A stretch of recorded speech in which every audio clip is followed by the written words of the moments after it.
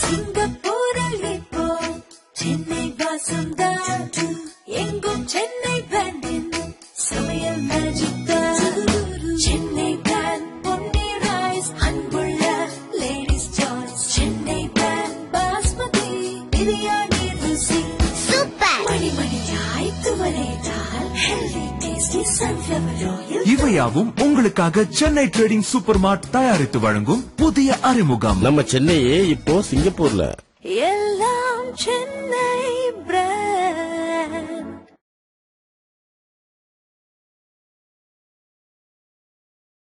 வணக்கம் ஐயா. வணக்கம். இந்த ஜெபமணி ஜனதா 234 சீட்டுகளும் நீங்கள் தொகுதியிலையும் ஆட்களை நிறுத்த போகிறதா சொல்கிறீங்க. இதை உங்கள் ஃபேஸ்புக் பதிவில் பார்த்தேன். இது உண்மையா? 100% உண்மை. ஜெபமணி ஜனதா ஏன் பேர் வச்சு நீங்கள் கேட்கணும். முதல்ல நீங்கள் கேட்பீங்கன்னு நினைச்சேன். ஜெபமணி ஜனதா அப்படிங்கிற பேர் ஏன் வச்சீங்க நீங்கள் கேட்பீங்கன்னு நினைச்சேன். கேட்கல. இருந்தாலும் சொல்ல வேண்டியது என்னோட கடமை. எதற்காக ஒரு பேரை நான் வச்சேன் அப்படின்னு சொல்லி பக்தவர்களை சிஎம்ஆக்க முடிவு பண்ணார் பெருந்தலைவர் காமராஜர். இப்போ எங்கள் அப்பா போய் எங்கள் வீட்டு பக்கத்தில் இருக்கார் பக்தவர்ச்சனம். வேண்டாங்க, அவர் வேண்டாம், பக்தவர்ச்சனத்தை கொண்டாடுறாங்க, வேற யாராவது கொண்டாங்க, ஜோதி மேலத்தை கொண்டாங்க, கத்தனை கொண்டாங்க, என்னையாவது சிஎம் ஆக்குங்க அப்படின்னு எங்கள் அப்பா போய் சண்டை போடுறாரு காமராஜர்கிட்ட. இல்லைடா பக்தவர்ச்சனத்தை போட்டால் தான் நல்லது அப்படிங்கிறாரு. இல்லைங்க, ஒன்று ஜாதி பிரச்சனை வரும், திமுக நிறைய பேர் நம்ம மொழியாக இருக்காங்க, நீங்கள் ஒரு இப்போ எங்கள் அப்பாவுக்கு ஜாதி வெறிலாம் கிடையாது. அவருக்கு அவர் இல்லைங்கிறது எனக்கு தெரியும். அதை நான் அனுபவிச்சிருக்கேன் எங்கள் அப்பாவுக்கு ஜாதி வெறி இல்லைங்கிறதுக்கு அப்படின்னு சொன்னோன்னா காமராஜர் கேட்கல, பக்தவர்ச்சனத்தை சிஎம் ஆக்கிட்டாரு. அதுக்கப்புறமா இந்திரா பிரதமர் ஆக்கும் போதும் எங்கள் அப்பா போய் காமராஜர்கிட்ட விதவை அப்படிங்கிறதுக்கு இன்னொரு கொச்ச வார்த்தை ஒன்று இருக்குது. அந்த வார்த்தையை சொல்லி எதுக்கு அவர் போய் சிஎம் பிரேமிஸ்டாக போயிருக்கேன், நம்ம ஊரில் பூனை கொடுக்க போனாலே சகனம் பார்ப்பான், தேவையில்லாமல் எதுக்கு அவ்வளோ கொண்டு வைக்கிறீங்க, நீங்கள் நாட்டுக்கு நல்லது இல்லைன்னு முட்டிக்கிறாரு எங்கள் அப்பா போய் பயங்கரமாக சண்டை போடுறாங்க. காமராஜர் இல்லைடா அவள் தான் கைக்குள்ள இருப்பா, என்ன காரணத்துக்காக இப்படி சொன்னாரு, அவள் தான் கைக்குள்ள இருப்பான்னு சொல்லி பிடிவாதமாக ரொம்ப சண்டை போட்டுக்காருங்க. இப்போ 1 நாள் 2 நாள் 3 நாள் பயங்கரமாக சண்டை போட்டுக்காரு. முடியாதுன்னு சொல்லிட்டு அவர் இந்திராவை பிரதமர் ஆக்கிட்டாரு. ஆக்கியாச்சு. அதுக்கப்புறம் முடிஞ்சு போச்சு. அது செல்ல இந்திரா பக்தவர்ச்சனம் அரிசியை வச்சுக்கிட்டு இல்லைன்னு சொன்னாங்க. ஏதோ விவசாயம் மழை பொய்த்து பஞ்சம் ஏதோ எல்லாம் போச்சு, அரிசி கிடைக்கல. திமுக காரங்க ரூபாய்க்கு 3 அரிசி 3 கோடி அரிசி போடுகிறோம், கட்டினால் தங்க வரும், வெட்டினால் தங்க வரும், இடிச்சா இரும்பு வரும், 3 நாள் முத்து வரும், எண்ணெய் இருக்கு திருநாட்டில், ஏன் கையை ஏந்து வெளிநாட்டில் அப்படின்னு அடுக்குமொழியில் பேசி பருவமங்கை கதையெல்லாம் பேசி அப்புறமா அதுக்கு ஒரு மச்சம், திமுக ஒரு மச்சம் ஒன்று இருந்தது. ராஜாஜி அவங்க ஆதரிச்சாரு, கம்யூனிஸ்ட்காரங்க ஆதரிச்சாங்க. எல்லாரும் சேர்ந்து அவரை டிஎம்கே ஜெயிச்சிருச்சு. ஜெயிச்சதுக்கு அப்புறமா அப்படியே ஓடிக்கிட்டு இருக்கு. காமராஜர் டெல்லியில் இருக்கிறாரு, ஆட்சி நடத்திக்கிட்டு இருக்கு. 1969 பாராளுமன்ற ஜனாதிபதி தேர்தல் வருது. அப்போ கட்சி சார்பாக அகில இந்திய காங்கிரஸ் கமிட்டி சார்பாக சஞ்சீவ் ரெட்டியில் எடுத்துன்னு முடிவு பண்ணுறாங்க. அது இந்திரா காந்தி அந்த மீட்டிங்கில் கலந்துட்டாங்க செயற்குழு கூட்டத்தில், சஞ்சீவ் ரெட்டியை பிரதமர் ஆக்குறதுன்னு சொல்லி. அப்படி போகும்போது இந்திரா காந்திக்கு ஒரு தகவல், ஒரு ரகசிய உளவு தகவல் ஒன்று போகுது. ஏன்னா காமராஜர் விஜயனிப்பாவும் ஒரு காரில் போகிறாங்க அந்த பெங்களூரில். போகும்போது காமராஜர் விஜயனிப்பாவும் ரொம்ப கேஷுவலாக இந்திரா காந்தியை பற்றி பகலில் பக்கம் பார்த்து பேசு, ராத்திரி அதுவும் பேசாதுங்கிறது அந்த 2 பேருக்கு தெரியாமல் போயிடுச்சு. அவங்க இந்திராவை பற்றி ஏதோ ஒரு பிரச்சனையில் இந்திராவை பற்றி பேசிட்டு போயிட்டு இருந்திருக்காங்க. அதை அந்த கார் டிரைவர் போய் இந்திரா காந்திக்கு போட்டு கொடுத்துட்டாரு. உங்கள் 2 பேரையும் பற்றி ஏதோ பேசுகிறாங்க அப்படின்னு சொல்லி போட்டு கொடுத்துட்டாருங்கிற தகவல் நம்பகத்தன்மையான தகவல் தான் இது. அந்த கார் டிரைவர் யாருன்னா ஜாஃபர் ஷெரீப். அவர் மந்திரியாக கூட இருந்தார். அவர் பேர் தான் ஜாஃபர் ஷெரீப்னு ஒருத்தர் இருந்தார். அவர் கர்நாடகாவில் அவர் போட்டு கொடுத்துட்டாரு. அதனால் இந்திரா காந்திக்கு தகவல் தெரிஞ்சு போச்சு. போனவுடனே அவன் என்ன பண்ணா, டெல்லிக்கு போனவுடனே நான் எங்கள் கட்சி வேட்பாளர் எதிர்த்து மனசாட்சி எனக்கு உறுத்துது, அதனால நான் விவி கிரி ஆதரிக்கிறேன்னு சொல்லி விவி கிரி ஆதரிச்சிட்டாங்க. விவி கிரி ஜெயிச்சிட்டாரு. சஞ்சீவ் ரெட்டி, இந்த அகில இந்திய காங்கிரஸ் கமிட்டி வேட்பாளர் சஞ்சீவ் ரெட்டி தோற்று போயிட்டாரு. தோற்று போனவுடனே அதோட முடிஞ்சு போச்சு. காமராஜர் வெறுத்து போயிட்டாரு. போனவுடனே இந்த ரிசல்ட் வந்ததுக்கு அப்புறமா காமராஜர் கார் எங்கள் வீட்டுக்கு வருது. இந்த சில பேர் புக்கு எழுதுறாங்க, சஞ்சய் காந்தி தான் ஒத்தாளாக நின்று இந்திரா கவர்மெண்ட் இருந்தாரு. அது அடுத்த கதை. 69 காமராஜர் வராரு, ஏர்போர்ட்ல டெல்லியிலேருந்து வராரு. அவருடைய கார் எங்கள் வீட்டுக்கு வருது. கார் டிரைவர் எங்கள் வீட்டுக்கு எங்கள் அப்பாவை தலைவர் டெல்லியிலேருந்து வராரு, ஒரு ஏர்போர்ட் கூட்டு வர சொன்னாரு அப்படிங்கிறாரு. எங்கள் அப்பா எல்லாம் வர முடியாது சொல்லியா போய் அப்படின்னு எங்கள் அப்பா அப்படியே பிடிவாதமாக சொல்றாரு. அவன் அந்த டிரைவர் எங்கள் அம்மா கிட்ட, ஏமா இந்த ஆள் வரமாட்டேங்கிறாரு, கூட்டு போனால் அந்த ஆள் என்னை திட்டுவாமா, என்னம்மா என்ன போட்டு அடி வாங்க விடுறீங்க, தயவுசெய்து ஐயா வர சொல்லுங்க அப்படின்னு எங்கள் அம்மா சொல்லணும். எங்கள் அம்மா எத்தான் கூப்பிட்றாங்கல்ல போங்க தான் அப்படின்ட்டாங்க. உடனே எங்கள் அப்பா சரி போயிட்டாரு ஏர்போர்ட்டுக்கு. அவர் பிளேட்லேருந்து இறங்கி வர்றாரு காமராஜர். அந்த லேண்டிங்லேருந்து 20 தள்ளி எங்கள் அப்பா நிற்கிறாரு. என்னடா கோமா இருக்கியா அப்படின்னு சொல்லிட்டு காமராஜர் வர்றாரு பக்கத்தில், எங்கள் அப்பா பக்கத்தில் தோளில் கை போட்டுக்கிட்டு, செத்தாடா, எங்கள் அப்பா எந்த ஒரு வார்த்தையை சொல்லி சொன்னாரோ அதே வார்த்தையை சொல்லி செத்தாடா அப்படின்னு சொல்லி தோளில் கை போட்டு 2 பேரும் கொஞ்சம் கண் கலங்கியிருக்காங்க. அங்கே நாட்டை கெடுத்துட்டுமேங்கிற ஒரு ஆதாங்கத்தில் அது முடிஞ்சு போச்சு. அதுக்கு பிறகு 75 ஒரு பெரியவர் ஒருத்தர் வராது, அக்டோபர் 1ஆம் தேதி சிவாஜிக்கு வாழ்த்து தெரிவிக்கணும் அப்படின்னு சொல்லி எங்கள் அப்பா வந்து கூட்டு அடிக்கடி எங்கள் அப்பா வந்து கூட்டு போவார் காரில். திருவண்ணாமலையிலேருந்து வந்தார் நினைக்கிறேன் அவர். எங்கள் அப்பா கூட்டு போகிறேன், வாங்க சிவாஜி கணேசன் போய் புது அக்டோபர் 1ஆம் தேதி அவர் பிறந்த நாள், அதனால் அவருக்கு போய் வாழ்த்து சொல்லிடணும்னு சொல்லி அங்கே கூட்டு போகிறாரு எங்கள் அப்பாவை. போன உடனே சிவாஜி ஓடி எங்கள் அப்பா கட்டி பிடிச்சிக்கிட்டார். பெரியவர் வந்திருந்தார், பெருந்தலைவர் வந்திருந்தாரு, வந்து எனக்கு ஆசீர்வாதம் பண்ணிட்டு போனார். ரொம்ப சந்தோஷமா, மிக மகிழ்ச்சியா. அப்போ எமர்ஜென்சி இந்திரா டிக்ளேர் பண்ணியிருந்தாங்க. மற்ற வட இந்தியாவில் ஜெயபிரகாஷ் நாராயணன், மொராஜ் தேசாய், வாஜ்பாய் எல்லாரும் அரெஸ்ட் பண்ணியிருந்தாங்க. தமிழ்நாட்டில் வந்து அரெஸ்ட் பண்ணல. அந்த எமர்ஜென்சியோடைய தாக்கம் எனக்கு தெரியல. உடனே எங்கள் அப்பா நிறையா மீட்டிங் போவார், மாதத்துக்கு 20 நாள் மீட்டிங். நல்லா பயங்கரமாக சிறந்த பேச்சாளர், நகைச்சுவை பேச்சாளர், அருமையாக பேசுவார். யூடியூப்ல கூட என்னோட சேனலில் பார்க்கலாம். நீங்கள் ஜெபமணி சேனலா, சாரி ஜெபமணி மோகன்டான்னு ஒரு சேனல் இருக்குது, அது எங்கள் அப்பாவுடைய 3 வீடியோ இருக்கும். பிரமாதமாக பேசுவார் அவர். இப்போ சரி போனதை வந்துட்டான், அப்படியே தலைவரையும் பார்த்துட்டு போயிடும். உடம்பு சரியில்லை சொன்னாங்க. அப்படி வந்து சிவாஜி வீட்டுக்கு எப்படி வந்தார் அப்படின்னு சொல்லிட்டு 2 பேரும் காரில் போகிறாங்க. ஒரு 8-8:30 மணிக்கு போகிறாங்க. போன உடனே என்ன இந்திரா காந்தி இந்த மாதிரி வெறியாட்டம் போட்டுட்டு இருக்காங்க, நீங்கள் ஏதாவது பண்ண வேண்டியமா தலைவர், ஆர்ப்பாட்டம் போராட்டம் பண்ண வேண்டாமா, அப்படி உடம்பு சரியில்லை உங்களுக்கு எதுக்காக யோசனை பண்ணீங்கன்னு எங்கள் அப்பா கேட்குறாரு அவர்கிட்ட. உடம்பெல்லாம் நல்லா இருக்குடா அப்பா அப்படின்னு சொல்லி கடற்கடன் படிக்கட்டு மாடி படிக்கட்டு 10 படி ஏறி இறங்குறாரு. நல்லா தான் இருக்கிறேன், நான் ஆர்ப்பாட்டம் போராட்டம் இறங்கினா கருணாநிதி கூட வந்து சேர்ந்துப்பாரு. ஜனநாயகத்தை காப்பாற்ற போகிறேன், அதை காப்பாற்ற போகிறேன், இதை காப்பாற்ற போகிறேன், 4 போஸ்ட் ஆஃபீஸ் கொடுத்துவார், 4 ரயில்வே ஸ்டேஷன் கொடுத்துவார். எனக்கு இது தேவையான இந்த காலத்தில் என்ன பண்ணுறது, அவளுக்கு பேய் பிடிச்சிருக்கு, என்ன பண்ணுறது அவளுக்கு பேய் பிடிச்சிருக்கு அப்படின்னு சொல்லிட்டு அப்போ தான் சரி தலைவரை பார்த்துக்கலாம் அப்படின்னு சொல்லிட்டு எங்கள் அப்பா கிளம்புறாரு. அவளுக்கு பேய் பிடிச்சிருக்கு என்னடா பண்ணுறது அப்படின்னு சொல்லி சொல்கிறாரு. அப்புறமா சரி எங்கள் அப்பா கிளம்புறாரு. எப்படி வந்தேன்னா இது மாதிரி அவரோட காரில் வந்தேன். இல்லை நீ என் காரில் வீட்டில் போய் இறங்கிக்க, என் காரில் போய் வீட்டில் போய் இறங்கிக்கன்றாரு. சரின்னு எங்கள் அப்பா நல்லா மழை பெஞ்சிருக்கு. எங்கள் அப்பா அவர் காரில் தான் வந்து வீட்டில் வந்து இறங்கினார். மறுநாள் பெருந்தலைவர் இறந்து போயிட்டார். அவர் இறந்ததுக்கு காரணம் இந்திரா தான். இந்திராவின் நெருக்கடி நிலை தான் ஜனநாயக படுகொலையை கண்டித்து அவரால் மனசு ஏற்றுக்க முடியும். குமுதத்தில் கூட இருந்தார் இப்படி ஒரு தலைவர்னு சொல்லி ஒரு தலைவங்க எழுதினான். நெருக்கடி நிலையை தான் அவர் உயிரை பறித்தது அப்படின்னு சொல்லி. அதனால் பெருந்தலைவர் காமராஜர் மரணத்துக்கு இந்திரா தான் காரணம், அகால மரணத்துக்கு இந்திரா தான் காரணம். காந்தியடிக்கு பிறந்த அந்த நாள் தான் அன்றைக்கி அவர் ஐக்கியமாயிட்டார். இந்த நிகழ்ச்சிகள் எங்கள் அப்பா போய் இந்திராவை கொண்டாடாதாங்க, பக்தோஜனத்தை கொண்டாடாதாங்க, அவளுக்கு ஏன் பேய் பிடிச்சி எங்கள் அப்பா அப்படிலாம் சொன்னது அவருடைய ஒவ்வொரு கணிப்பும் கரெக்டாக இருந்தது. கடைசியில் பெருந்தலைவர் காமராஜர் இறந்து போனதுனால சரின்னு சொல்லி அதுக்கப்புறமா அது எங்கள் அப்பா அவருடைய அரசியல் சொல்லுனா பெரிய நீண்ட நெடிய கதையாகி போயிடும். இருந்தாலும் நான் போய் பார்க்குறேன் ஒரு நாள் 74 74 பிஏ பாஸ் பண்ண அப்புறமா எனக்கு வேலை கிடைக்கல. வேலை இருக்கும்போது நானும் எங்கள் அம்மாவும் போகிறோம் ஒரு நாள் காமராஜர் பார்க்கறதுக்கு. வாடா என்ன வந்திருக்கீங்க, படுத்திருந்தார், தலையில் கை வச்சுக்கிட்டு படுத்திருந்தாரு. என்ன வேலை கிடைக்கல, பிஏ பாஸ் பண்ணிட்டேன், வேலை கிடைக்கல, எனக்கு வேலை யாரும் கொடுக்க மாட்டேங்க, நீங்கள் ஒரு வேலை வாங்கி கொடுங்க அப்படிங்கிறேன். வயிறு ஒன்று வந்து வாசலே நின்றுட்டு இருந்தார். உடனே அப்போல்லாம் கொஞ்சம் வேகமாக பேசுவேன் நான். நீங்கள் எங்கள் அப்பா தான் உங்கள் கட்சின்னு ஊராக சுற்றிக்கிட்டு நீங்கள் இப்படி சொன்னீங்கன்னா என்ன அர்த்தம், எனக்கு யார் வேலை வாங்கி கொடுப்பா அப்படின்னு சொல்லி கொஞ்சம் அவர்கிட்ட கொஞ்சம் வேகமாக பேசினேன்.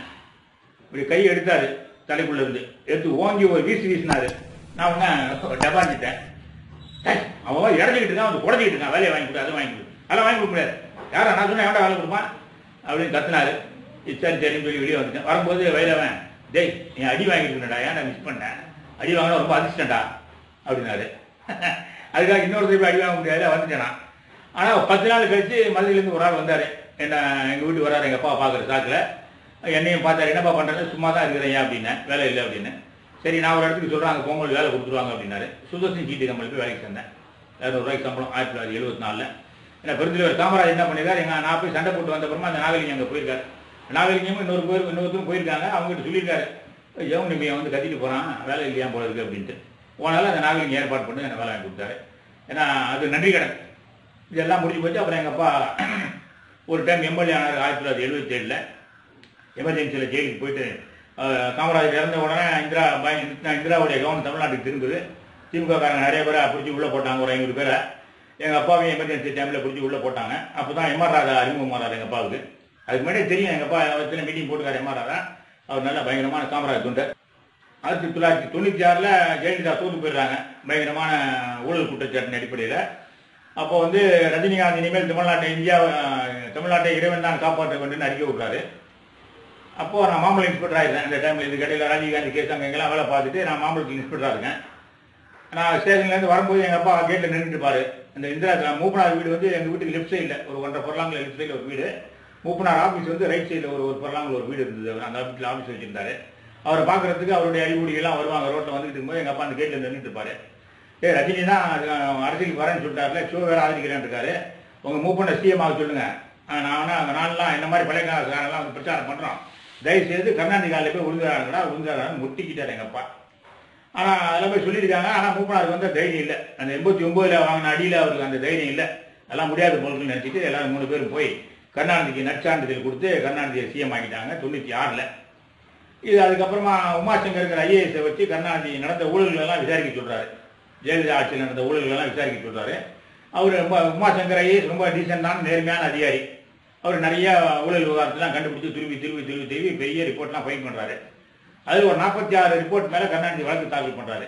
ஒரு 2 வழக்குகள் மேலே 2 அறிக்கைகள் மேலே வழக்கு தாக்கல் பண்ணலை. அது என்ன அறிக்கைன்னா, ஒன்று A C Muthiah Tamil Nadu petrol products company வச்சுருந்தார்.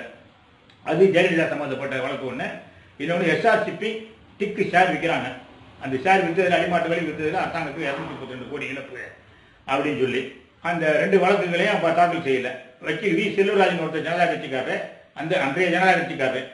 அவர் வந்து ரொம்ப நேர்மையானவர். அவர் அதனால் உமாசங்கர் என்ன பண்ணியிருக்காரு, நேர்மையான வக்கீல் யார் இருக்காங்கிறது போய் அவரை போய் பார்க்குறாரு. அப்போ எங்கள் அப்பா வந்து செல்வராஜ் கூப்பிட்டு கேட்குறாரு, என்ன தலைவர் உங்கள் பேர் இந்த கேஸை போடலாமான்னு தெரிஞ்சு இந்த 2 வழக்கையும் போட்டான். வழக்கு போட்டு ஏசி முத்தையா வழக்கு 1978 நினைக்கிறேன், 1998 அந்த கேஸ் வரும்போது ஏசி முத்தையா ஆளுங்க வந்து எங்கள் அப்பா கிட்ட பேரம் பேச வராங்க. இஞ்சிய முத்துன்னு ஒருத்தர் வந்தார். வந்து வழக்கு வாபஸ் வாங்கிடுங்க, நாங்கள் 1 கோடி கொடுத்துட்றோம் அப்படின்னு சொல்லி எங்கள் அப்பாட்ட சொல்கிறாரு.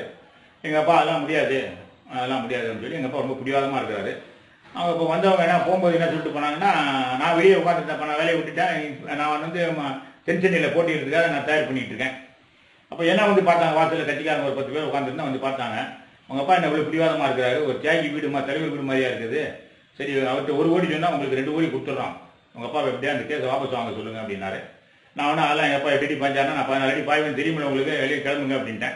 ஸோ 8 கோடி வேணான்றான். அவங்க போகும்போது என்ன சொல்லிட்டு போனாங்க, சரி உங்கள் வக்கீல் சரி கட்டிக்கிறோம் அப்படின்ட்டு போனாங்க. வக்கீல் சரி கட்டிட்டாங்க. 2 வழக்கம் அப்படியே கிடப்பிலே போட்டு நடவடிக்கை எடுக்கல அந்த செல்வராஜ். ஆனால் நாங்கள் திருப்பி எங்கள் அப்பா கிட்ட சொல்கிறோம், என் தம்பியும் முதலெழுத்துக்கு ஒரு லெட்டர் எழுதுறான், தினகரன் சொல்லி மதுரையில் இருந்தாங்க.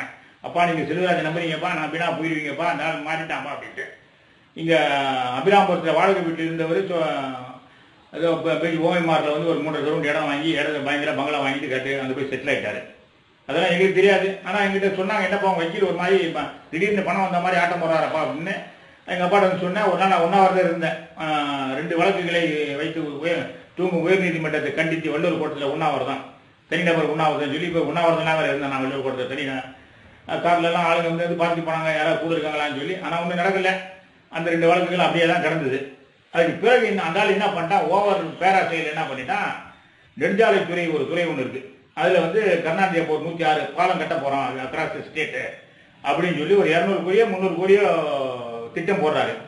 அப்போ இந்த நெடுஞ்சாலைத்துறை அசோசியேஷன் வந்து அவங்களுக்கு வந்து இல்லை அநியாயத்துக்கு கொள்ளடிக்கிறார் கருணாநிதி, எப்படி ஒரு 100-200 கோடியாவது இதில் கொள்ளடிப்பார்னு சொல்லிட்டு அவங்க வெள்ளரிக்கையெல்லாம் வெளியிடுறாங்க. சரி கேஸ் பிஐஎல் போடுவோம்னு சொல்லும்போது யாருன்னு தேடும்போது செல்வராஜ் நல்ல வக்கீல் இருக்காரு, செல்வராஜை பிடிச்சா பக்காவா, ஏன்னா செல்வராஜுக்கு இன்னைக்கு நீங்கள் போய் கேட்டீங்கன்னா செல்வராஜ் ரொம்ப நல்ல வக்கீல் தான் சொல்லுவாங்க அப்படின்னு சொல்லிட்டு செல்வராஜை போய் பார்க்குறாங்க. பார்த்த உடனே சரி வழக்கு போட்டுருவோம் நம்ம அப்படின்னு சொல்லிட்டு எங்கள் அப்பா பேரை வச்சு போடுறாரு அவர். ஆனால் எங்கள் அப்பாவுக்கு தெரியாது, இந்த வழக்கு தாக்கல் பண்ணது எங்கள் அப்பாவுக்கு தெரியாது.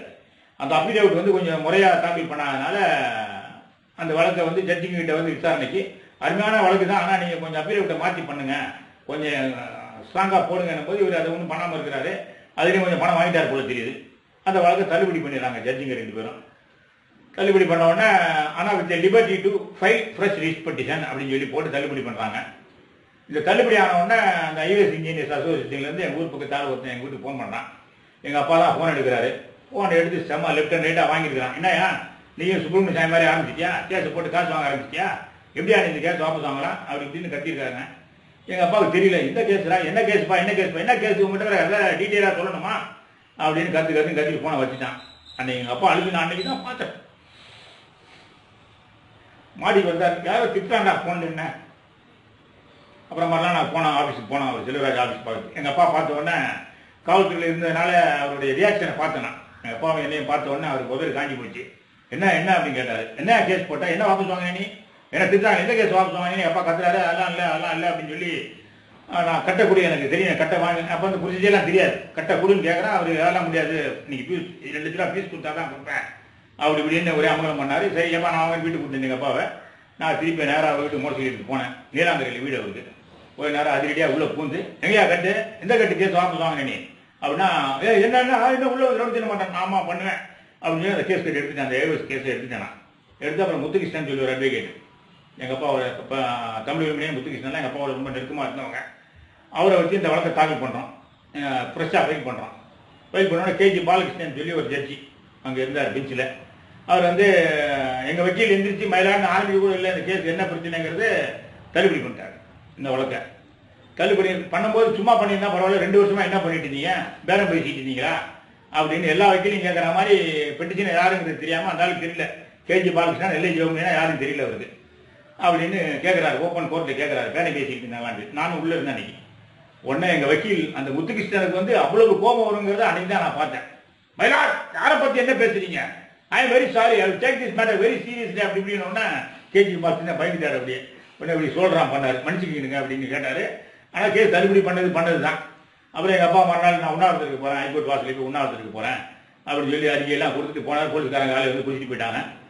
இருந்தாலும் ஹைகோர்ட் வாசலில் நாவின் பூத் பக்கத்தில் ஒரு 1 மணி நேரம் கத்திட்டு போங்க சார் சொல்லி 1 மணி நேரம் கத்திட்டு வந்தார்.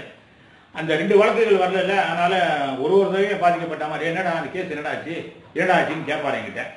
அந்த கேஸ் கடைசி வரைக்கும் ஒன்றும் வேலைக்கு ஆகலை. அப்புறம் பார் கவுன்சிலில் புகார் பண்ணோம் அந்த வக்கீல் மேலே. பார் கவுன்சிலில் புகார் பண்ணி எங்கள் அப்பா இறந்து போயிட்டார். 2000 இறந்து போயிட்டார். இறந்து போனோன்னா அந்த வழக்குகள்லாம் நான் பரிசீலனை பண்ணேன். ஆனால் வழக்குகள்லாம் அவர் வழக்கு லிஸ்ட்லேயே வராது. தகராறுலாம் எவ்வளவோ பண்ணி பார்த்தேன். அதுக்கு பிறகு அந்த கோர்ட்டுக்கு போகிற பயிற்சி எனக்கு பிடிச்சிது.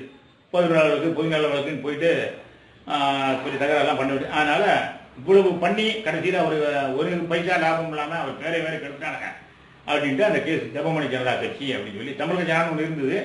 அந்த கட்சி சிலர் பண்ண சுழற்சினால அந்த கட்சி பேர் போயிடுச்சு. அதனால் அவர் பேர் ஜெபமணி ஜனதா அப்படின்னு ஒரு கட்சி பேர் வச்சேன். ஜெபமணி ஜனதான்னா கிறிஸ்தவ பேர் என்னங்க இப்படி ஒரு பேர் வச்சிருக்கீங்க அப்படின்னாங்க. எங்கள் அப்பா பேர் ஜெபமணி தான், அதனால் நான் வேறு பேர் இப்படி வைக்க முடியும், ஜெபமணி ஜனதா கட்சின்னு சொல்லி வச்சு நான் என்னோடய அரசியல் வாழ்க்கையை ஆரம்பிக்கிறேன்.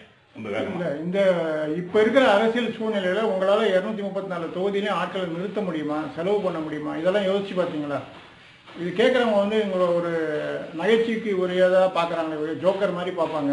இதெல்லாம் யோசிச்சு பார்த்தீங்களா?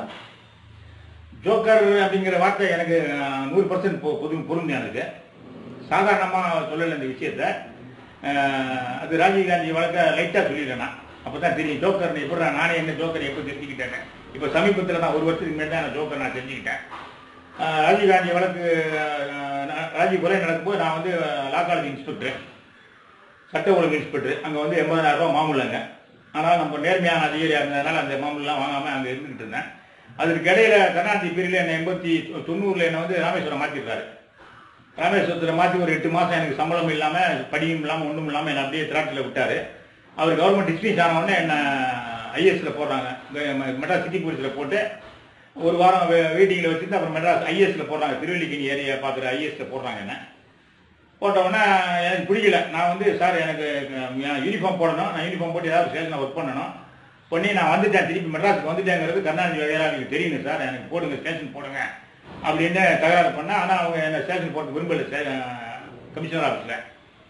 அப்புறம் ஒரு நாள் ராஜீவ்காந்தி வராரு, அமீன் மகாலுக்கு உங்கள் லிமிட்டு தான், இப்போ பத்திரமா பாதுகாப்பு கொடுங்கன்னு சொல்லி அங்கே அனுப்புகிறாங்க. பாதுகாப்பு அனுப்புகிறாங்க. சரியா, என்னோட கடமை தான். நான் போகிறேன், ஐஎஸ்க்கு இன்ஸ்பெக்டருங்கிறனால அங்கே போகிறேன். போகிறதுக்கு முன்னாடி என்ன காட்டினாங்கன்னா எங்கிட்ட ரெட் ஆர்மி அப்படின்னு சொல்லி ஒரு 4 ஜப்பான்காரங்க படத்தை காட்டி இந்த தீவிரவாதிகள்லாம் பட்டியலில் இருக்கிறாங்க. ராஜீவ்காந்திக்கு இவங்க செயல்பாடுனால ஒரு ஆபத்து வந்தாலும் வரும், அதனால் இந்த ஃபோட்டோ இருக்கும்போது நல்லா கவனிச்சுக்கிட்டுன்னு சொல்லி எங்கள் டீம்கிட்ட காட்டினாங்க. நாங்கள் டீமை காட்டிட்டு வந்துட்டோம். அப்புறம் டூர் ப்ரோக்ராம் அந்த அமீர் மகாலில் என்ன ப்ரோக்ராம்ங்கிறதையும் போட்டிருந்தாங்க. டைனிங் ஹாலில் ஒரு 20 பேர், ராஜீவ்காந்தியோட 20 பேர் தான் டைன் பண்ணணும் அப்படின்னு சொல்லி ப்ரோக்ராம் இருந்தது. நான் போய் அதை படித்ததுனால நான் போய் பார்க்குறேன். டைனிங் ஹாலில் ராஜீவ் வந்துட்டாரு, மேலே சாப்பாடு போயிட்டாரு. போய் பார்க்குறேன் 20 பேர் கிடத்துல ஒரு 100 பேர் இருப்பாங்க. அவர் மேலே விழுந்து அமைக்கிட்டு இருக்காங்க. ஒரு போலீஸ்காரங்க உதவி பண்ண பார்த்தா போலீஸ்காரங்கலாம் காணும், எல்லாரும் பின்னாடி பிரியாணி சாப்பிட போயிட்டாங்க போல தெரியுது. அப்போ டிசி முகமது அலின்னு ஒருத்தர் அவர் வாசல் அமீர் மகால் வாசலில் நின்றுட்டு இருந்தார். வரவங்களை எல்லாம் வரவேற்றுக்கிட்டு இருந்தார். வாங்க குதாபீஸ் அவர் முஸ்லீம் முகமது அலின்னு. அதனால் வர்றவங்க எல்லாம் குதாபீஸ். நான் ஒன்றப்ப ஐயா நான் ஐஏஎஸ் இன்ஸ்பெக்டர், இந்த மாதிரி அவர் தலைவர் ராஜீவ் சாப்பிட்டுட்டு இருக்காரு, 20 பேர் தான் இருக்கலாம், ஆனால் ஒரு 50 பேர் மேலே இருக்காங்க, போலீஸ்காரங்க யாரையும் காணுங்க அப்படின்னு. ஐஏஎஸ் இன்ஸ்பெக்டரானே வேலையை பார்த்துட்டு போயா அப்படின்னாரு. நான் உடனே அங்கேருந்து வெளியே வந்து எதிர்த்தாப்புல கடையிலேருந்து ஒரு எங்கள் ஆஃபீஸ், என்னுடைய ஆஃபீஸர் இருதயதாசன் ஒருத்தர் இன்னும் இருக்காருன்னு நினைக்கிறேன். அவர்கிட்ட ஃபோன் பண்ணி சார் டைம் நோட் பண்ணிக்கிறீங்க அப்படின்னு. என்ன டைம் நோட் பண்ண சொல்லிங்க மோனார். சார் டைம் நோட் பண்ணிக்கிங்க சார், ராஜீவ் செத்தானா இந்த டைம் மேலே ராஜீவ் செத்தானா எனக்கு பொறுப்பு கிடையாது அப்படின்னு சொல்லிட்டு நான் பாட்டில் கிளம்பி ஆஃபீஸ் போயிட்டேன். மோட்டர் சைக்கிளில் போய் நடந்தது சொன்னேன். என்ன சார் டியூட்டினா ஒருத்தர் கூட அக்கறை இல்லாமல் இருக்காங்க இப்படி அப்படின்னு சொல்லி சொன்ன உடனே ரைட் என்ன பண்ணுறதுன்னு சொல்லிட்டு அப்புறம் என்ன லா காலேஜில் போடுறாரு, லா காலேஜ் லாண்டாரில் போடுறாரு. மே 26ஆம் தேதி எனக்கு ஃபோன் பண்ணுறாரு நைட்டு 11 மணிக்கு. எனக்கு நார்மலாக என்ன பண்ணுவாங்கன்னா அதிகாரிகள் யாராவது மேலதிகாரிகள் பேசணும்னா மைக்கில் சொல்லுவாங்க, கண்ட்ரோல் காலிங் லா காலேஜ் சார் ஏடிசி ஐயா வீட்டில் இருக்கிறாரு, உங்கள் டிசி வீட்டில் இருக்காரு, அவர்கிட்ட ஃபோனில் பேசுங்க அப்படிம்பாங்க. ஆனால் லைனில் அவரே வராரு, இருதயதாசே லைனில் வராரு. நான் உடனே நம்ம எலெக்ஷன் டைம் இருந்தனால பந்தோபஸ்லாம் போயிட்டு ஒரு 11 மணிக்கு ஸ்டேஷன் வந்து உட்காந்துருக்கேன். ஃபோன் எடுத்து வீட்டு லா காலேஜ் இன்ஸ்பெக்டர் சார் ஸ்பீக்கிங் அப்படின்னா, மோண்டா இருதயதாஸ் பேசுகிறேன்ப்பா, என்னப்பா நீ சொன்னு சரியா போச்சுப்பா, ராஜீவ் போட்டாங்கப்பா, நல்ல வேலை மெட்ராஸில் போடல ஸ்ரீபெரும்புதூரில் போட்டாங்க அப்படின்னாரு. சரின்னு சொல்லி வெரி குட் நம்ம நடந்து போச்சு சொல்லி அப்புறம் பந்தோபஸ்து பார்த்துக்கிட்டு இருந்தேன். அதுக்கு போய் நண்பர்கள் வந்து என்ன ராஜீவ்காந்தி கேஸ் ஒழுங்காக நடக்கலடா, அதை ஒரே வேலை நடக்குதுன்னா அங்கே போனேன். அங்கேருந்து அங்கே போய் பயங்கரமாக இப்போ நாட்டை காப்பாற்ற தான் வந்திருக்கேன்னு நினச்சிக்கிட்டு பைத்தியமாக வெறி பிடிச்சி வேலை பார்த்தாங்கன்னா ஒரு விடுதலை புலியை சுற்றி வேலை கொண்டேன். எல்லாம் பண்ணிட்டு 45 வயசில் இந்த டிஎஸ்பி ஆக போகிறேன். அதுக்குள்ளே ஜெயலலிதா மேடம் கருணாநிதி என்ன ராமேஸ்வரம் மாற்றினாரு, ஜெயலலிதா மேடம் வந்து என்ன ராமநாதபுரம் மாற்றினாங்க. அது ஏன் மாற்றினாங்கன்னு சொல்லிடுறேன். ஜவஹர் பாபுன்னு ஒரு பிஏ இருந்தார் அவங்களுக்கு. நான் மாமல்ல இன்ஸ்பெக்டராக இருக்கும்போது ஒரு நாள் எனக்கு ஃபோன் பண்ணாரு, ஒரு 4 போலீஸ் அனுப்புங்க குமரன் சில்க்ஸ்க்கு அப்படின்னாரு. எதுக்குங்க குமரன் சில்க்ஸ் அனுப்பணும் ஏன் அப்படின்னா, இல்லை ஒரு கோர்ட் ஆர்டர் வாங்கியிருக்காங்க, ஒரு கடையை காலி பண்ணணும். அது நடிகை லட்சுமி கடையான்னு தெரியல எனக்கு. ஒரு கடை இருந்தது அந்த குமரன் சில்க்ஸில், அந்த கடையான்னு தெரியல எனக்கு. மோகன்கிற ஆள் தான் ஏதோ மறந்துச்சு. ஆனால் அந்த கடைக்கு ஆள் ஐஸ்வர்யா சில்க்ஸ். நான் வந்து இல்லைங்க போலீஸ் ப்ரொடெக்ஷன் வாங்கியிருந்தா தான், கோர்ட்டில் வாங்கியிருந்தா தான் நான் ப்ரொடெக்ஷன் கொடுக்க முடியும். இல்லைன்னா நீங்கள் எல்லாம் டேரெக்டாக நான் யார் பேசுகிறேன் தெரிஞ்சான்னாரு. அதான் சொன்னீங்களே ஐயா சிஎம் பிஏ நீங்கள் பேசினாலும் நான் உங்கள் உத்தரவை எடுத்துக்க மாட்டேன், நீங்கள் வேணா எங்கள் டிசிஏசி கிட்ட சொல்லி எனக்கு உத்தரவு போடுங்க, நான் உபே பண்ணுறேன். அவங்க உபே நான் பண்ண முடியாதுன்னு சொல்லிட்டு போன வச்சுட்டேன். நான் உடனே அவங்க எங்கள் டிசி கிட்டலாம் சொல்ல மாட்டாங்க. ஏன்னா நான் சொன்னால் நான் முரட்டாள் இல்லை, அதனால் என்னை வந்து யாரும் சொல்லலைன்னு சொல்லி டிராஃபிக் போலீஸை வச்சு கடையை காலி பண்ணிட்டாங்க. லாண்டார்டு போலீஸ் போல டிராஃபிக் போலீஸை வச்சு காலி பண்ணிட்டாங்க. அதுக்கப்புறம் என்னை வந்து ராமநாதபுரம் மாற்றணும்னு முடிவு பண்ணிட்டாங்க. என் மேலே ஒரு விஜிலன்ஸ் என்கொயரி போட்டு என்ன ஏன் விஜிலன்ஸ் என்கொயரி போடுறாங்கிறதுக்கு ஒரு காரணம் சொல்லிடுறேன். சொல்லாமா? சொல்லுங்க. சிவாஜி கணேசன் வீட்டு கல்யாணம் வந்தது. சசிகலா ஃபேமிலிக்கும் சிவாஜிக்கு பையனை பேட்டியா அது கல்யாணம் வந்து. அப்போ நான் அரசு தரப்பாக நான் ஒரு ஏஜென்ட் மாதிரி அங்கே போவேன். என்ன மாப்பிள்ளை கிளம்பிட்டாரா பொண்ணு கிளம்பிட்டாரான்னு கேட்கும்போது என்னை போய் கேட்க சொல்லுவாங்க. நான் ஒன்றும் போவேன். அவர் அந்த லானில் உட்காந்துருப்பார், சாமியார் போட்டு உட்காந்துருப்பாரு. போன வாடா வா ராஜரிஷி பெத்த புள்ள வாடா, ராஜரிஷி பெத்த புள்ள வாடான்னு சொல்லி என்னை கட்டி பிடிச்சிப்பாரு. அங்கே வந்து இங்கோட்டெல்லாம் சொல்லுவார், அறிமுகப்படுத்துவார். நெல்லைஜமணி பையன், அவங்க அப்பா தான் இந்தியாவிலேயே ஒரே காங்கிரஸ்காரன் அவன் தான், ராஜரிஷி பெத்த புள்ள அப்படின்னு சொல்லி. அதனால இது சிவாஜிக்கு ரொம்ப வேண்டியவருங்கிறதுனால என்னை வெறுமனா மாற்றினா நான் போய் சிவாஜி கிட்ட நின்றுவேன். இவனை விஜிலன்ஸ் என்கொயரி போட்டு மாற்றினா தான் ஒன்றுன்னு சொல்லி நான் விஜிலன்ஸ் என்கொயரி போட்டு மாற்றிட்டாங்க. அப்போது 45 வயசு ஆச்சு. எனக்கு பென்ஷன் வருமா, மினிமம் பென்ஷன் வந்தோடனே நம்ம வேலையை விட்டுறணும் அப்படின்னு சொல்லி மினிமம் பென்ஷன் போய் கேட்பேன் செக்ஷனில். சார் எல்லாம் சரியாக போச்சா சார்?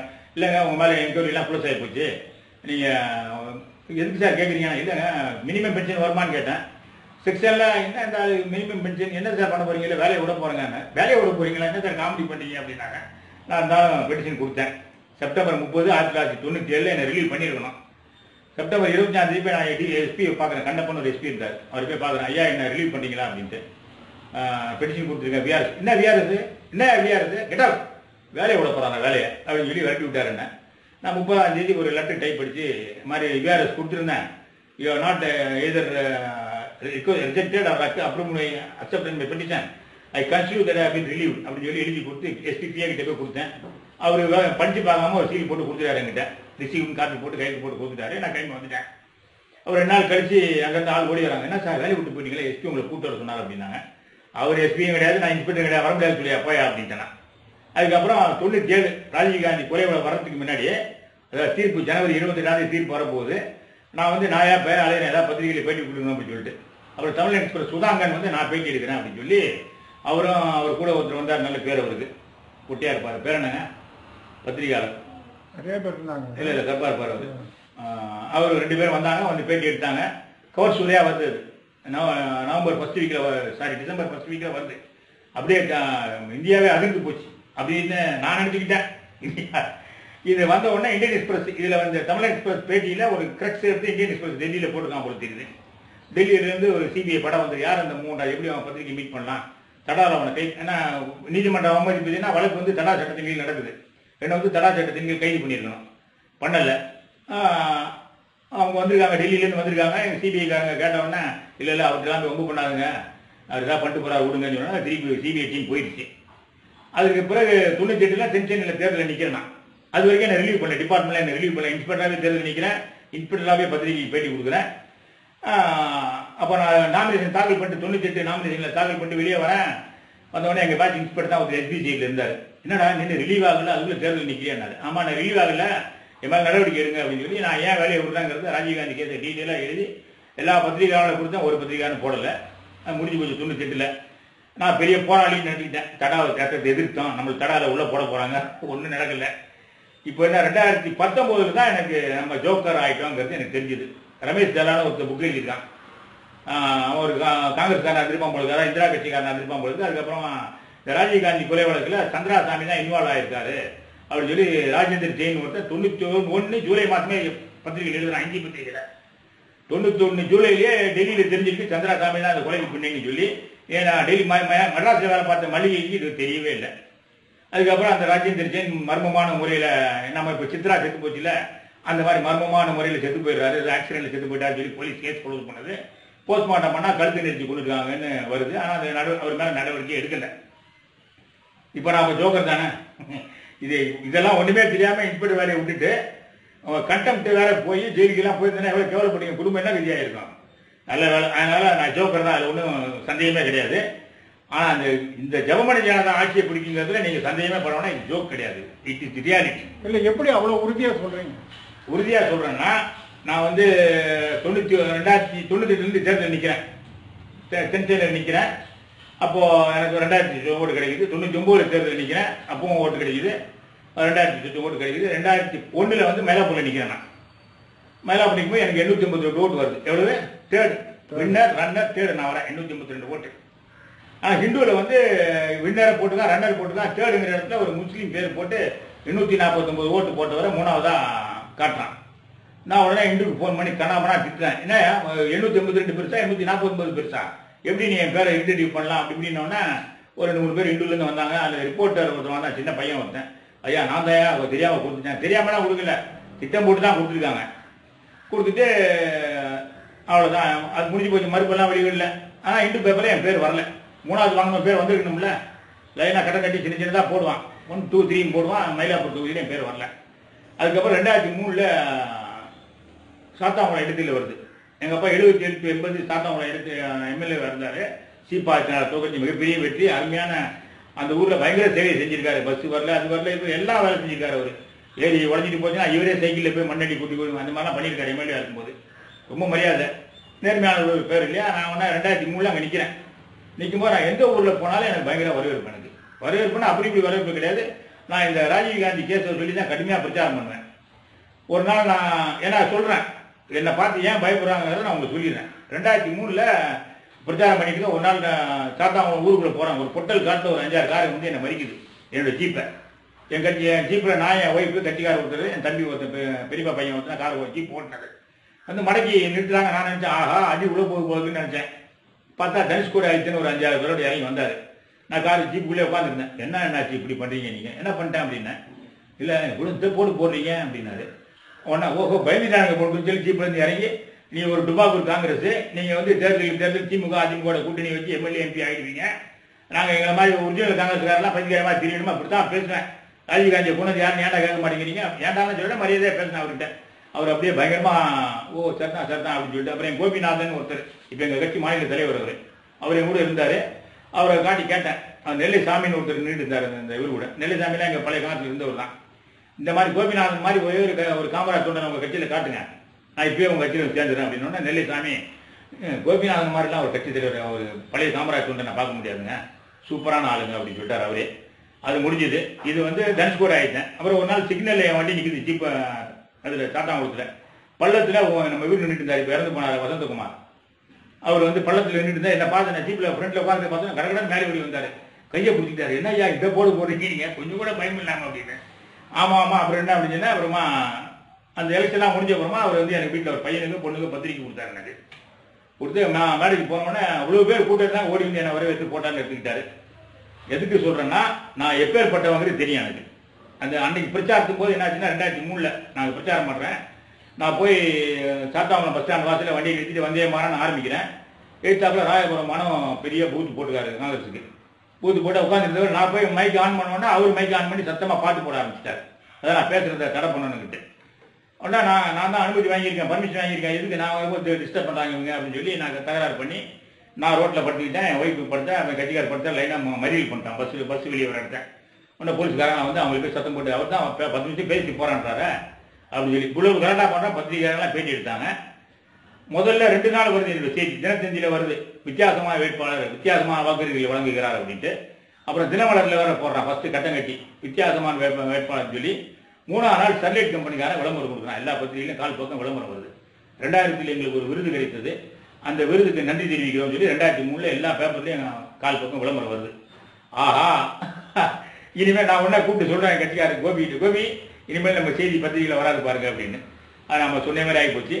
ஏன் ஸ்டெர்லைட்கான வந்து என்ன பிடிக்கிறான்னா, 2002 எங்கள் ஊரில் ஆற்றுல தண்ணி எடுக்கிறாங்க. இதெல்லாம் சொல்லியிருந்தேன், என்னோட போராட்டத்தின் ஒரு கட்டம் தான் இது. ஆற்றுல வந்து கிணறு போடுறாங்க, சப்சாய்கள் போடுறாங்க.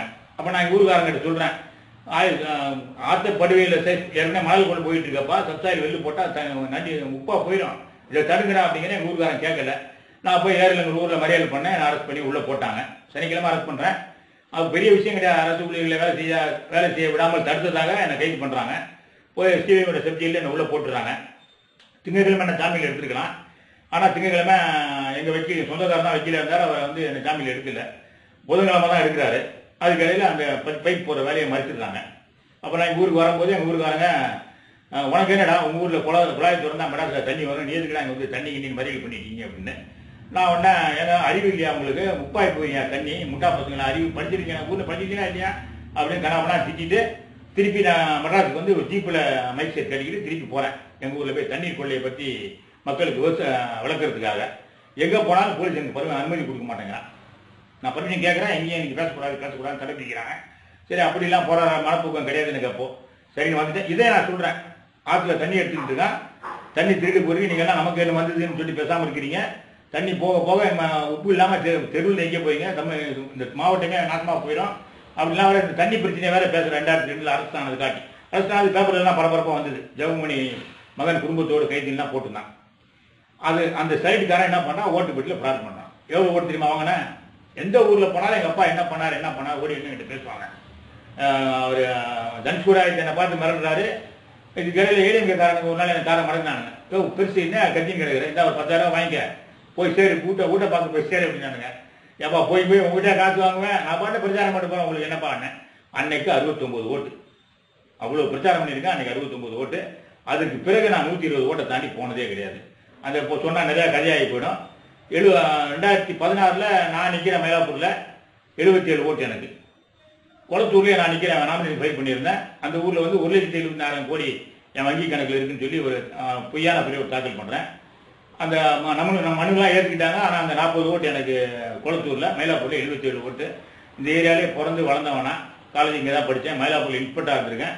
நிறைய பேர் என்னை பார்த்து எங்கள் வெளியில் பார்த்தாங்கன்னா, ஐயா நடந்து போயிட்டு இருக்காரு சார், நீங்கள் எனக்கு 2 சவரன் நகை மீட்டு கொடுத்தீங்க சார், அவங்க என்ன மோட்டர் சைக்கிள் விடுவாங்க. 77 ஓட்டு தான் எனக்கு மயிலாப்பூரில் 2016. அதற்கு பிறகு தான் கன்ஃபார்ம்டாக நீங்கள் தெரிஞ்சுக்கலாம். 2019 பெரம்பூர் இடைத்தேர்தல் வருது. அந்த இடைத்தேர்தலில் நான் போய் நிற்க கண்டெஸ்ட் பண்ணுறேன். என்னுடைய வங்கி கணக்கில் 1,76,000 கோடி. 1,76,000 கோடினா 2G ஊழல் சொல்லி காட்டுறேன். எனக்கு 4 லட்சம் கோடி கடன் இருக்குது. தமிழக அரசுக்கு 4 லட்சம் கோடி கடன் இருக்குது. போயஸ் கார்டனில் எனக்கு பெரிய பங்களா இருக்குது, ஜெயலலிதா வீடு என் வீடுன்னு சொல்கிறேன் நான். அப்புறம் கொடநாட்டில் 800 ஏக்கர் எஸ்டேட் இருக்குது, அந்த எஸ்டேட் என் பேர் சொல்கிறேன். கோபால்புரத்தில் 7 வீடு இருக்குன்னு சொல்லி பொய்யான அஃபிடேவிட் தாக்கல் பண்ணுறேன். நார்மலாக தள்ளுபடி பண்ணியிருக்கணும். எல்லாரும் 16 பக்கம் அஃபிடேவிட் தாக்கல் பண்ணுறாங்க, நான் வந்து 6 பக்கம் தான் தாக்கல் பண்ணேன். அந்த வாங்கின அதிகாரி என்கிட்ட என்னங்க வெயிட் கம்மியாக இருக்கே அப்படின்னாரு. நாமினேஷன் கொடுக்கும்போது, ஐயா உள்ள திறந்து பாருங்க வெயிட்டாக இருக்கும் அப்படின்னேன். திறந்து பார்த்து வெறுத்து போயிட்டாரு அவரு, இவ்வளோ வெயிட்டாக இருக்கே அப்படின்ட்டு. சரி, நான் நாமினேஷன் தள்ளுபடி பண்ணுவாங்கன்னு நினச்சிக்கிட்டு வந்தேன் நான். அப்புறம் பார்த்தா இந்தியன் எக்ஸ்பிரஸ்காரன் வந்து எங்கிட்ட பேட்டி எடுக்கிறான். சார் என்ன சார் இப்படி சொல்லிக்கலாம் நீங்கன்ட்டு. நாமினேஷன் ஏற்றுக்கிட்டாங்க. 6 பக்கம் வாங்கியிருந்தா என் தள்ளுபடி தான் பண்ணியிருக்கீங்க. தேர்தல் ஆணையம் நியாயமான தேர்தல் ஆணையம் இருந்ததுன்னா தள்ளுபடி தான் பண்ணியிருக்கணும், பண்ணல. கடுமையான பிரச்சாரம். இந்த நான் எங்க இதுக்கிடையில் என்னாச்சுன்னா ஒரு வண்டி ஒன்று புக் பண்ணியிருந்தேன், குட்டியான ஒருத்தர் கட்சிக்காரன் நம்பர்லாம் கொடுத்து இந்த வண்டி நம்பர் தான் பிரச்சாரத்துக்கு பயன்படுத்த போகிறேன் அப்படின்ட்டு. நான் பிரச்சாரத்துக்கு போகிறேன், நான் வரீங்களா சார்ன்னு கூப்பிட்டா அவர் சார் நான் வடபள்ளியில் இருக்கேன், கோடம்பக்கத்தில் இருக்கேன், அங்கே இருக்கேன்னு ஒரு நாள் இழுத்தடிக்க டவுட் ஆகி போச்சு, வரமாட்டார் போல இருக்குன்னு. வரவில்லை. அதுக்கப்புறம் ஒரு ட்ரை சைக்கிளை பிடிச்சிக்கிட்டு பிரச்சாரம், ட்ரை சைக்கிள் ஒரு நாளைக்கு 200 ரூபா வாடகை பிரச்சாரம் பண்ணுறேன். பார்க்குறவங்களாம் ஓடி ஓடி கை கொடுவாங்க, சார் கிளம்பிட்டீங்க சார், சூப்பர் சார்னு. ஆனால் பெரிய அளவில் பிரச்சாரம் பண்ண முடியல.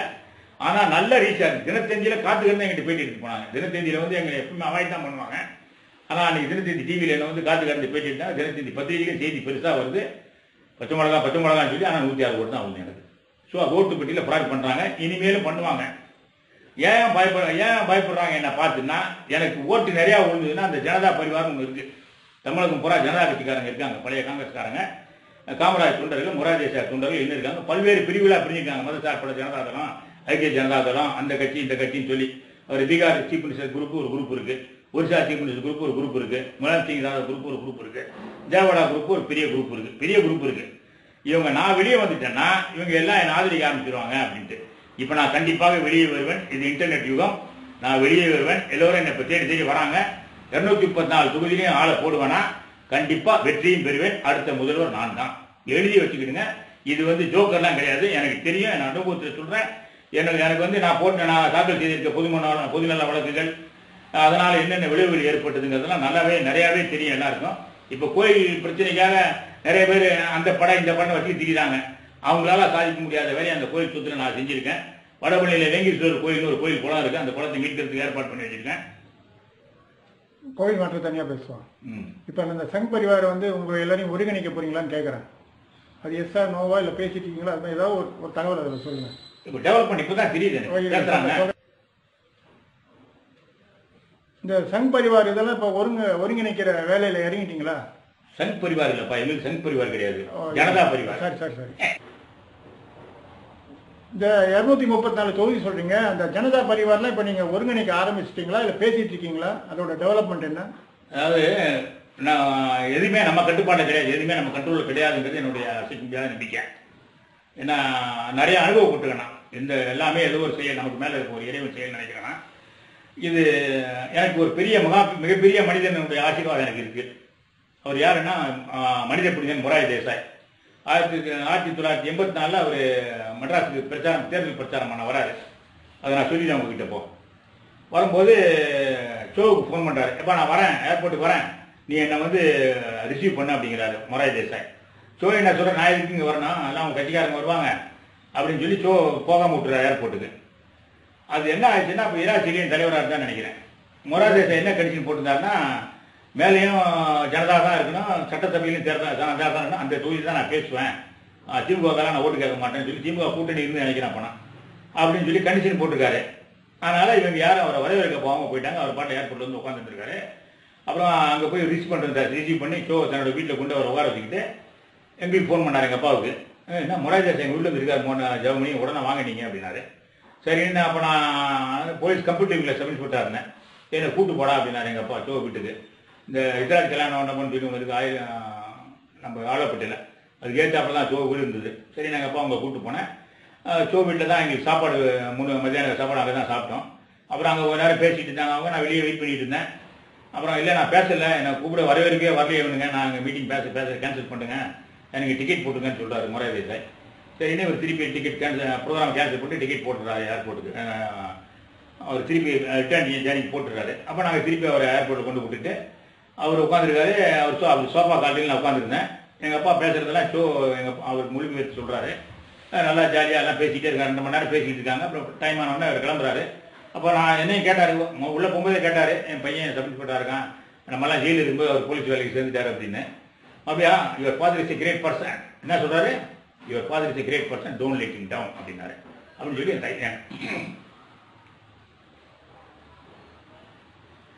என் தலையில் கை வச்சு ஆசீர்வாதம் பண்ணார். ஏன்னா காமராஜர் வந்து நல்லது செய்யணும் தான் நினைச்சு இந்திராவை கொண்டு வந்தார். அதே மாதிரி மொரார் தேசாய் பிரதமராக இருக்கும்போது பிரமாதமாக ஆட்சி நடத்திட்டு இருந்தார். சந்திராசாமியை கொண்டு வந்து சரண் சிங்கையும் ராஜநாராயணனை தூண்டி விட்டு, சந்திராசாமி தான் மொரார் தேசாய் கவர்மெண்ட்டை கவுத்து தான் அந்த ரமேஷ் ஜெரால் தன் புக்கில் தெளிவாக எழுதியிருக்கிறார்.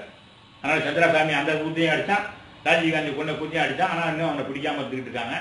இந்த ஒரு பிரச்சாரத்தை பண்ணாலே போதும், மற்ற எல்லா கட்சிக்காரன், திமுக காரன், அதிமுக காரன், எதிமுக காரன், இந்த இந்திரா கட்சிக்காரன், பிஜேபி காரன் ஆட்டம் கண்டு ஓடி போயிடுவாங்க. ஏன் சந்திராசாமியை பிடிக்கவில்லை நான் கண்டிப்பா கேட்பேன். பிரச்சாரம் பண்ணக்கூடிய வசதிகள் தன்னால தேடி வரும், வாய்ப்புகள் கண்டிப்பா வரும். என்னால 234 தொகுதியிலையும் அப்பொழுது காமராஜ் தோட்டம் நிற்பார்கள், நேர்மாளர்கள் நிற்பார்கள். 2021 ஜனதா பரிவார் காமராஜ் தோட்டம் ஆட்சி, நான் தான் சிஎம். இதுல ஒன்றும் சந்தேகமே கிடையாது. எழுதி வச்சுங்க, இது வந்து ஜோக் கிடையாது, காலத்தின் கட்டாயம். நான் வந்தா தான் மிச்சி மீதி இருக்க இயற்கை வளங்களை காப்பாற்ற முடியும், கோயில் போல அந்த எல்லாத்தையும் காப்பாற்ற முடியும். இல்லைன்னா இருக்கிறதெல்லாம் ஆட்டையை போட்டு போயிடுவாங்க. ஒரு எம்எல்ஏ எம்பி பதவி ஆசைப்பட்டு கண்டவங்களெல்லாம் காலில் கொடுத்தா கூட துடிச்சலா இன்ன வரைக்கும் கழகங்கள் இரண்டும் ஒரே போட்டியில் ஒரு மட்டைகளில் காமராஜர் சொன்னதை நான் ஒருத்தன் தான் தமிழ்நாடு பூரா சொல்லிக்கிட்டு இருக்கேன். கண்டிப்பா வர தேர்தலில் 234 தொகுதியில் எங்கள் ஆளை போடுவேன், கண்டிப்பா வெற்றி பெறுவேன். அது யார் கூட போய் எங்க கூட்டணி சேர்ந்தாலும் என்னுடைய ஆட்சி தான், அது ஒன்றும் சந்தேகமே கிடையாது. ஜெய் ஹிந்த்.